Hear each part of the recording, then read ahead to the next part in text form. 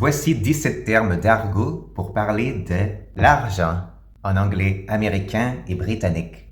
Je vais donner des équivalents de blé, oseille, fleuze, pèse, thune, fric, pognon, bifton en anglais. Alors on commence avec le premier, smackers, smackers. Ce sont des biftons. Ça peut être des dollars ou bien des livres. Deuxième, mollet. C'est un mot d'argot pananglophone. Il vient des années 1930. C'est de la moula.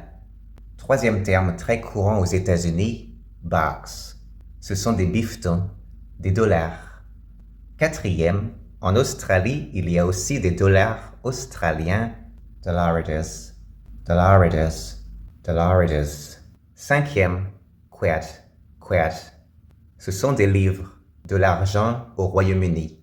Sixième, spondulex. C'est un mot d'argot qui nous vient du 19e siècle et il y a des variantes un peu plus modernes comme sponge, sponge, ou bien encore spondules, spondules.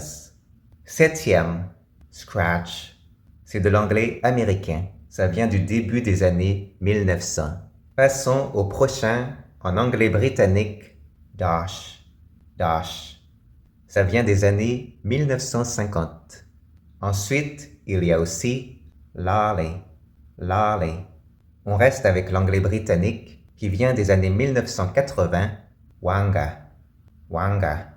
Un autre argot britannique, PS, PS, P-E-A-S ou bien P'-S. Et pour dire beaucoup de fric, vous pouvez ajouter bear pass, bear pass. Maintenant, argot américain, guap, guap. Ça signifie aussi beaucoup de fric, une jolie somme. Et c'est de l'argot qui vient des années 2000. Cheddar, cheddar. Oui, comme le nom du fromage, mais ici, c'est du blé, c'est de l'oseille. Et l'autre terme qui vient des années 90, Skrilla, Skrilla, ce qui nous amène à l'argot suivant, popularisé par un rappeur américain, Gouda, Gouda, ou bien avec l'accent américain, Gouda. Et pour le prochain terme, on le retrouve beaucoup sur les réseaux sociaux, get that back, get that back.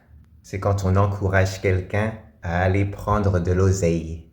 Va te faire du fric. 16e, bread and honey, bread and honey. Et pour terminer cette vidéo, yo-yos, yo-yos. En Irlande, c'est la façon de nommer les euros, les balles.